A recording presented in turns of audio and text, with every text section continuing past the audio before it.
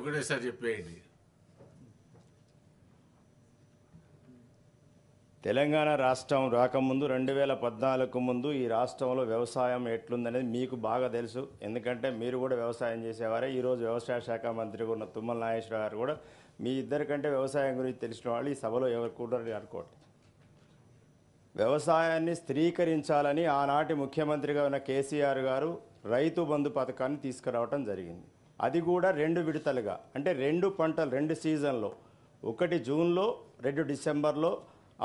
ఆ రోజు ఆనాటి మంత్రివర్గంలో మంత్రిగా తుమ్మల నాగేశ్వరరావు గారు కూడా ఉన్నారు. వారు కూడా ఆ నిర్ణయంలో భాగస్వామి.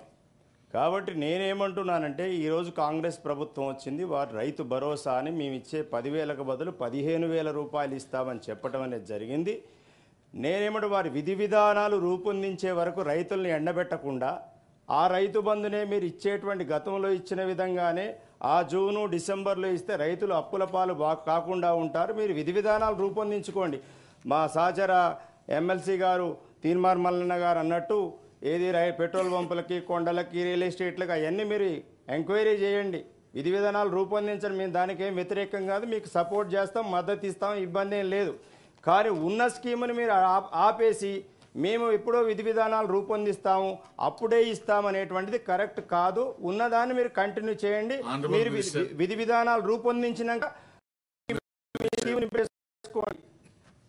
అధ్యక్ష, గౌరవ సభ్యుల యొక్క ఆందోళన కావచ్చు, అభిమానం కావచ్చు, రైతాంగం పట్ల చూపిస్తున్న దానికి కృతజ్ఞత తెలియజేస్తూ నేను గతంలో కూడా చెప్పాను అధ్యక్ష, ఆ ప్రభుత్వం ఇవ్వనటువంటి రైతు బంధును కూడా ఈ ప్రభుత్వం చెల్లించింది మన ఎన్నికల సందర్భంలో.